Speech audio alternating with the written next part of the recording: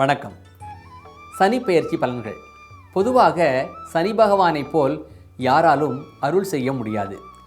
ஏனென்றால் அவர் மிகவும் நியாயமானவர்.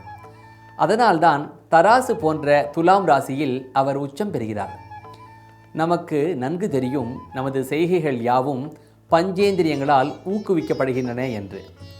5 வகையான உணர்வுகள் யாவன: பார்த்தல், கேட்டல், நுகருதல், ருசித்தல் மற்றும் ஸ்பரிசித்தல். நாம் நமது 6வது அறிவை பயன்படுத்தி செயல்களை நிகழ்த்துகிறோம். சில காரியங்களை வேண்டுமென்றே செய்கிறோம். சில காரியங்களை உள்நோக்கம் ஏதும் இல்லாமல் செய்கிறோம். வேண்டுமென்றே உள்நோக்கத்துடன் செய்யப்பட்ட தீய காரியங்களை மட்டுமே சனி பகவான் தனது 7.5 ஆண்டு காலகட்டத்தில் தண்டிப்பார். எந்த ஒரு உள்நோக்கமும் இல்லாது செய்த சில தவறான காரியங்களுக்காக ஒருபோதும் சனி பகவான் நம்மை பெரிதாக தண்டிக்க மாட்டார். பொதுவாக சனி பகவானின் 7.5 ஆண்டு கோச்சாரமே மக்களுக்கு பெரிதாக தெரியும். ஆனால் சனியின் கோச்சாரம் ஒவ்வொரு 2.5 ஆண்டுக்கும் ஒரு முறை நடைபெறுகிறது. இவ்வாறான கோச்சாரத்தில் சனி பகவான் 12ஆம் இடம், 1ஆம் இடம் மற்றும் 2ஆம் இடத்தில் சஞ்சாரம் செய்யும் 7.5 ஆண்டு காலத்தை தான் நாம் 7.5 ஆண்டு சனி என்று சொல்கிறோம். அதேபோல் சனி பகவானின் சஞ்சாரம் 8ஆம் இடம் மற்றும் 4ஆம் இடத்தில் இருப்பதை முறையே அஷ்டம சனி மற்றும் அர்த்தாஷ்டம சனி என்று சொல்கிறோம்.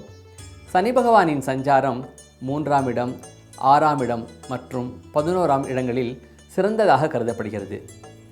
இவ்வாறான சனி பகவானின் கோச்சாரம் இந்த ஆண்டு நவம்பர் மாதம் 16ஆம் தேதி அன்று துலாம் ராசியில் நிகழ்கிறது. அந்த ராசியில் 2/11/2014 வரை அவரின் சஞ்சாரம் அமைகிறது. இதனிடையில் வக்கர கதியிலும் பயணித்து இறுதியாக 2/11/2014 அன்று இந்த ராசியிலிருந்து விடைபெறுகிறார் சனி பகவான்.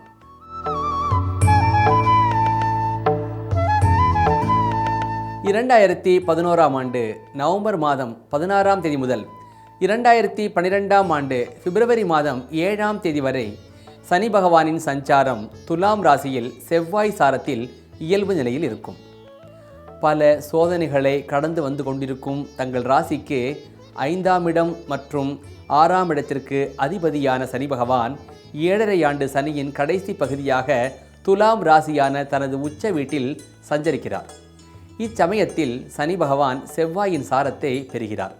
தங்கள் ராசிக்கு 3 மற்றும் 8ஆம் இடத்திற்குரிய செவ்வாயின் சாரத்தை 2ஆம் இடத்தில் சனி பகவான் பெறுவது அவ்வளவு ஸ்லாகியம் இல்லை. எனினும் இக்காலகட்டத்தில் வழக்கமான வரவிற்கு பதிலாக சில எதிர்பாராத லாபங்களை சந்திக்கலாம்.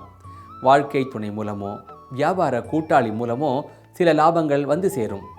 மற்றவர்களின் பணம் உங்கள் கையில் புரளும். சற்று ஜாக்கிரதையாகவே கையாளவும்.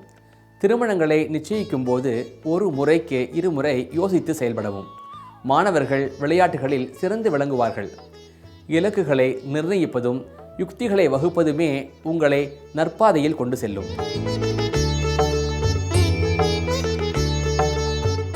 7.5 ஆண்டு சனியின் கெடு பலன்களிலிருந்து விடுபட சனி பகவானுக்கு ஹோமம் செய்யவும். பார்க்க www.astrovet.com. தினமும் 108 முறை ஓம் சனீஸ்வராய நமக என்று பாராயணம் செய்யவும். 2012ஆம் ஆண்டு பிப்ரவரி மாதம் 8ஆம் தேதி முதல் 2012ஆம் ஆண்டு மே மாதம் 15ஆம் தேதி வரை சனி பகவானின் சஞ்சாரம் துலாம் ராசியில் செவ்வாய் சாரத்தில் வக்கரகதியில் இருக்கும். இக்காலகட்டத்தில் செவ்வாயின் சாரத்தை தங்கள் ராசிக்கு 2ஆம் இடத்தில் பெறும் சனி பகவான் வக்கரகதியில் செல்கிறார். தங்கள் ராசிக்கு 3ஆம் பாவத்தின் அதிகாரம் பெறும் செவ்வாயின் சாரத்தை சனி பெறுகிறார் என்பதால் உடல் ஆரோக்கியம் பேண முடியும். உடல் நிலையில் முன்னேற்றம் காண இயலும். மாணவர்கள் கல்வியில் வெற்றியினை காணுவர். கொடுக்கல் வாங்கல் சற்று சாதகமாகவே அமையும். பரம்பரை சொத்துக்கள் சிலருக்கு வந்து சேரும். உயில் மூலம் சொத்துக்களை அடைய முடியும். பரிந்துரைக்கப்பட்ட பாராயணத்தை தொடரவும்.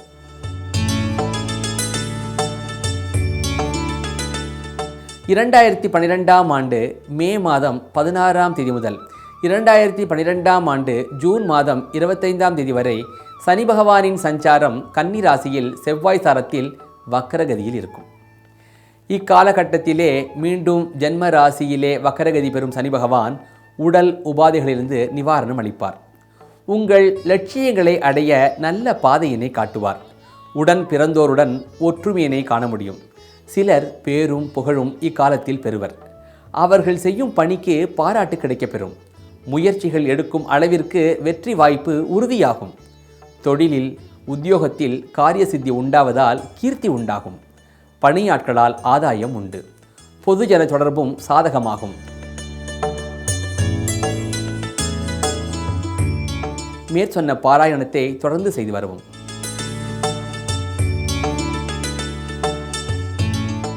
இரண்டாயிரத்தி 12ஆம் ஆண்டு ஜூன் மாதம் 26ஆம் தேதி முதல் 2012ஆம் ஆண்டு ஆகஸ்ட் மாதம் 4ஆம் தேதி வரை சனி பகவானின் சஞ்சாரம் கன்னி ராசியில் செவ்வாய் சாரத்தில் இயல்பு நிலையில் இருக்கும்.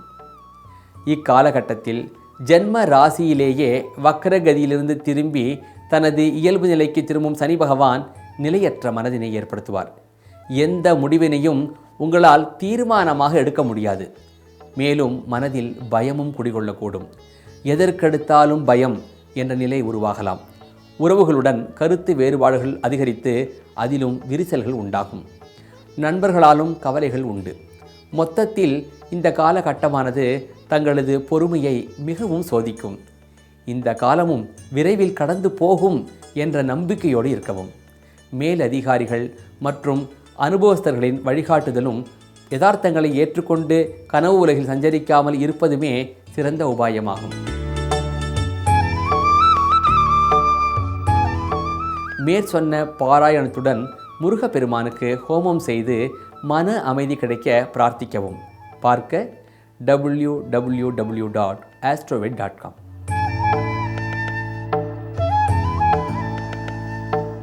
2012ஆம் ஆண்டு ஆகஸ்ட் மாதம் 5ஆம் தேதி முதல் 2012ஆம் ஆண்டு அக்டோபர் மாதம் 11ஆம் தேதி வரை சனி பகவானின் சஞ்சாரம் துலாம் ராசியில் செவ்வாய் சாரத்தில் இயல்பு நிலையில் இருக்கும். இக்காலகட்டத்தில் முடிவுகள் சாதகமாக இல்லை என்றாலும் குரு பகவானின் சஞ்சாரம் இக்காலகட்டத்தில் சாதகமாக இருக்கிறது. எனவே தீமைகளை குரு பகவான் சரி செய்வார். எக்காரியத்தையும் யோசித்து செய்யவும். ஏனெனில் கடைசி நேரத்தில் காரியம் கை நழுவலாம். எனவே சரியாக திட்டமிடுதலும் கூடுதல் அவகாச ஏற்பாடுடன் நேர நிர்வாகம் செய்வதும் சிரமங்களிலிருந்து உங்களை காப்பாற்றும். மாணவர்கள் படிப்பில் சற்று தொய்வு காண்பர். அவர்களுக்கு ஆசிரியர்களின் உதவியும் பெற்றோர்களின் வழிகாட்டுதலும் தேவைப்படும். திருமண ஏற்பாடுகள் சிறிய போராட்டத்திற்கு பின் தான் கைகூடும்.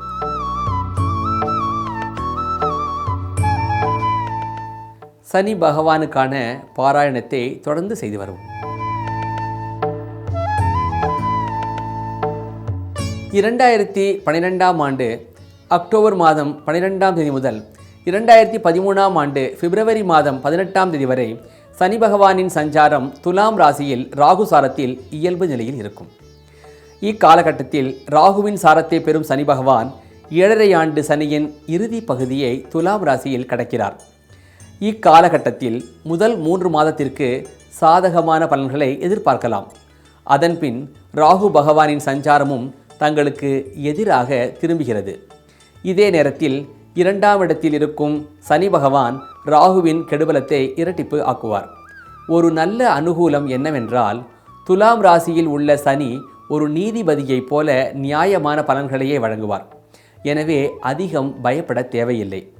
நமது ஒவ்வொரு செயலுக்கும் பலன் அனுபவித்தே ஆக வேண்டும் என்ற அடிப்படையிலேயே பலன்கள் அமையும். மாணவர்கள் அதிக கல்வி சுமையை உணருவர். வீண் வார்த்தைகளால் தொழிலில் உடன் பணி புரிபவரோடு மனஸ்தாபம் உண்டாகும். தங்கள் வார்த்தைகள் திரித்து பேசப்படுவதால் உறவுகளும் இச்சமயத்தில் அனுகூலம் இல்லை. எனவே நாக்காத்தால் நலமுண்டு.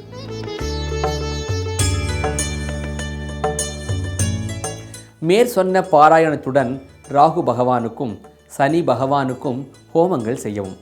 பார்க்க www.astrovet.com.